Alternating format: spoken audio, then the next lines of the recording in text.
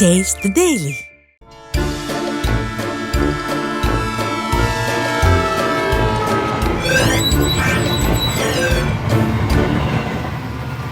மக்கா வணக்கம்டே. தொட்டுப்பார் சீண்டிப்பார்னு பேசி ஏற்றி விட்டு எங்கள் அண்ணனை உள்ளே அனுப்புனதும் இல்லாமல் எங்கள் அண்ணனின் ஆதரவாளர்களுக்கு கட்டம் கட்டுறாங்க.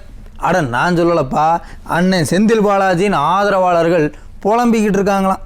கோவை மேயர் இன்னைக்கு ராஜினாமா கடிதத்தை கொடுத்துருக்காங்க. என்ன ராஜினாமா, ஏன் ராஜினாமான்னு ஒன்றும் புரியல. விவரம் தெரிஞ்சவங்க என்ன சொல்கிறாங்கன்னா, அண்ணன் செந்தில் பாலாஜியின் ஆதரவாளர்களை களை எடுக்கிறதா சொல்கிறாரு. அதன் முதல் நடவடிக்கை தான் கோவை மேயரின் ராஜினாமா. கோவையில் மட்டுமில்ல, பல மேயர்களோட பதவி ஆட்டத்தில் தான் இருக்குது. உள்ளாட்சியில் நல்லாட்சின்னு சொன்னாங்க, இப்போ உள்ளாட்சி ஊசல் ஆடிட்டு கிடக்கு. சரி மக்களே, பேசிக்கிட்டே தான் இருப்போம். போய் குறுஞ்செய்தியை பார்த்துட்டு வாங்க, விரிவான செய்திகளை சொல்கிறேன்.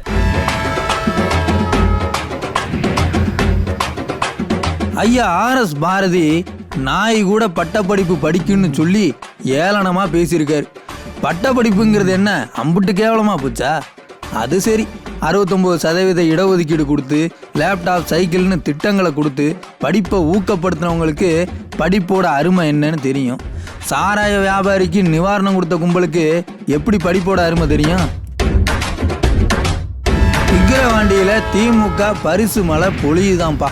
அமைச்சர்கள் வந்தா சில்வர் தட்டு, ஓட்டு போட வேட்டி சேலை. திமுக நிர்வாகிகள் மக்களை விழுந்து விழுந்து கவனிச்சுக்கிறாங்க. இதுக்கெல்லாம் பேர் என்னன்னு தெரியுமா?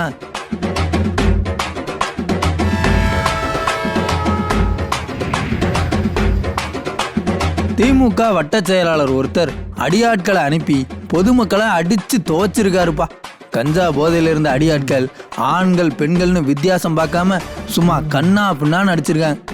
சிங்கார சென்னையில தான் இந்த கொடூர சம்பவம் நடந்திருக்கு. மக்கா, விழுப்புரம் பக்கம் நடமாடும் சாராய கடை ஒன்று உலா வந்துகிட்டு இருக்குய்யா. போலீஸ்லாம் செக் பண்ணவே மாட்டாங்க போல. வண்டியில் வச்சு பட்ட பகலில் எப்படி வியாபாரம் பார்க்காங்கன்னு பாருங்க. குறுஞ்செய்திகளை பார்த்துட்டோம், வாங்க விரிவான செய்திகளையும் பார்த்துருவோம். விக்கிரவாண்டி பக்கம் என்னையா நடக்குதுன்னு விசாரித்தோம்.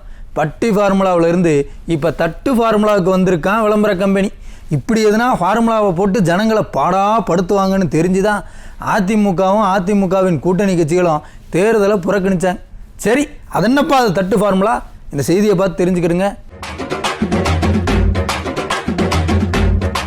விக்கிரவாண்டி இடைத்தேர்தலில் பல அமைச்சர்கள் களமிறங்கி வேலை பார்த்துட்டு இருக்காங்க. பார்க்கணும்ல, அதுக்கு தானே ஜனங்க ஓட்டு போட்டு அமைச்சராக்கியிருக்காங்க. துறை ரீதியாக 1000 வேலைகள் இருக்கையில் அமைச்சர்கள் ஒரு இடைத்தேர்தலுக்கு எதுக்கு இம்புட்டு வேலை பார்க்காங்கன்னு புரியலை.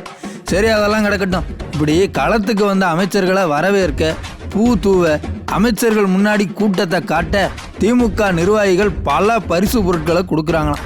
எடுத்துக்காட்டுக்கு, ஓட்டு கேட்க வந்த ஐயா ஏவா வேலுவுக்கு ஆரத்தி எடுத்து பூ தூவி பெண்கள் வரவேற்பு கொடுத்தாங்க.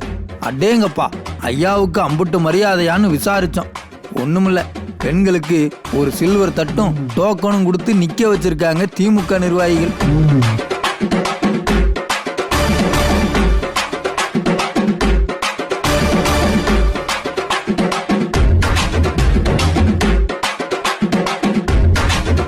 இப்படி தட்டு டோக்கன்லாம் கொடுத்து இந்த மலர் மரியாதை தேவையா? என்னமோ. அப்புறம் தட்டு மட்டும்தான் கொடுக்காங்கன்னு நினச்சிடாதீங்க. இப்போ தேர்தல் நாள் அன்னைக்கு புது துணி போட்டு வந்து ஓட்டு போடணுமா இல்லையா? அதுக்காக வேட்டி சேலையும் கொடுக்காங்க. நல்லா வீட்டுக்கு வீடு வேட்டி சேலை கொடுக்காங்களாம். என்ன, அதில் ஒரே ஒரு உடன்பிறப்பு மட்டும் சிக்கிக்கிட்டார். திமுக கிளை செயலாளர் ராமலிங்கங்கிறவரோட வீட்டில் இருந்து நிறைய வேட்டி சேலைகளை கைவத்தியிருக்காங்க. ஸ்டாலின் ஐயா, நல்லாட்சி பண்ணுறேன்னு சொன்னீங்களே, எதுக்கு இந்த பரிசு பொருளெல்லாம்? எதுவும் கொடுக்காம ஜெயிப்பேன்னு ஜெயிச்சு காட்ட வேண்டியது தானே. 10 கட்சி கூட்டணி, 9 அமைச்சர்களின் பிரச்சாரம், அது போக பரிசு பொருட்கள்.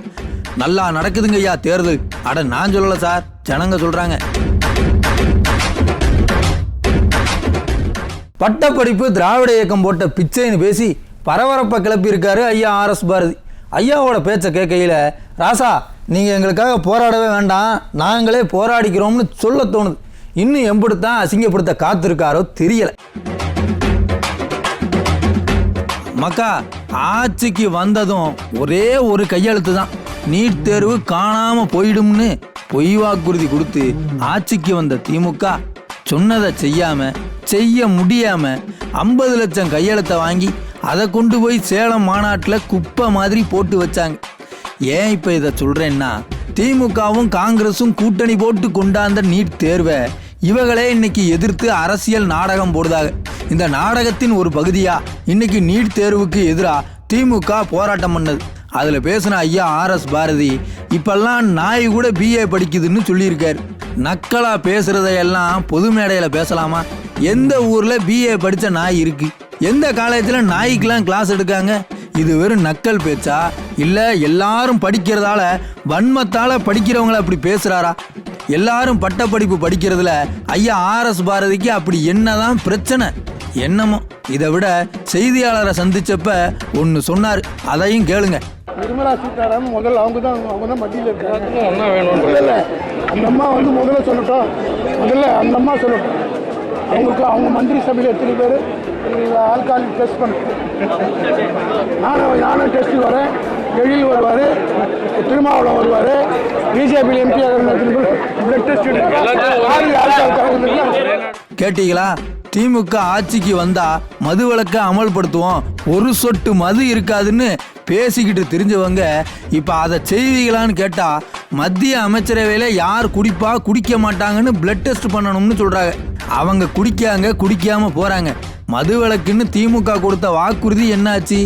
எத்தனை நாளைக்கு தான் மத்திய அரசு எதிர்ப்புங்கிற பேர்ல தமிழ்நாட்டை ஏமாத்திட்டு இருக்க போறாங்கன்னு தெரியல. மத்தியிலையும் சரி மாநிலத்திலையும் சரி இந்த 2 கும்பலும் மக்களை ஏமாத்திக்கிட்டு தான் இருக்காங்க. மக்கா, திமுக கும்பலோட இந்த அரசியலை பத்தி நீங்க என்ன நினைக்கிறீங்கன்னு கமெண்ட்ல சொல்லுங்க ஐயா.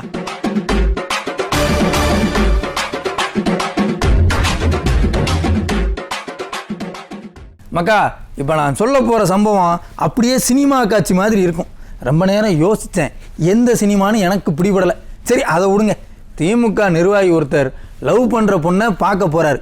அந்த நேரத்தில் இளவட்ட பயல்க யாரும் அந்த தெருவில் இருக்கக்கூடாதுன்னு சொல்லி கலாட்டா பண்ணியிருக்காரு.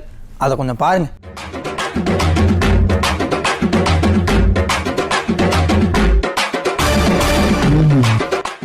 சென்னை டி நகர் பக்கம் திமுக வட்டச் செயலாளர் விஷ்ணுன்னு ஒருத்தர் இருக்காப்புல.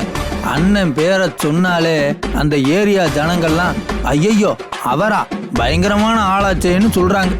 ஏன்னா அந்த ஏரியாவில் இருக்கிற பிள்ளையார் கோயில் தெருவில் சுமாரா ஒரு 20 பொதுமக்களை அண்ணன் அடியாட்களை ஏவி விட்டு அடிச்சு துவைச்சிருக்காரு. இவங்க முடிக்காத வெளியில இருந்து வட்ட செயலாளர் விஷ்ணுன்னு சொல்லி அவங்கள கூட்டின்னு வந்து நைட்டு இந்த மாதிரி பிரச்சனை பண்ணிட்டு பேசிட்டு போனாங்க. சரி, இவங்க பேசிட்டு தான் போறாங்கன்னா 40 பேர் அவர் ரவுடி பசங்க 40 பேருங்களை கூட்டின்னு வந்து லேடிஸ் எல்லாரையும் அடிச்சு, திமுக கட்சிக்காரங்க அவங்க விஷ்ணு வட்ட செயலாளர் இருக்கார், 113 வட்டத்தில் இருக்கார் அவர். அவங்க அண்ணன் சூர்யா, அவன் எல்லாம் அருண் எல்லாம்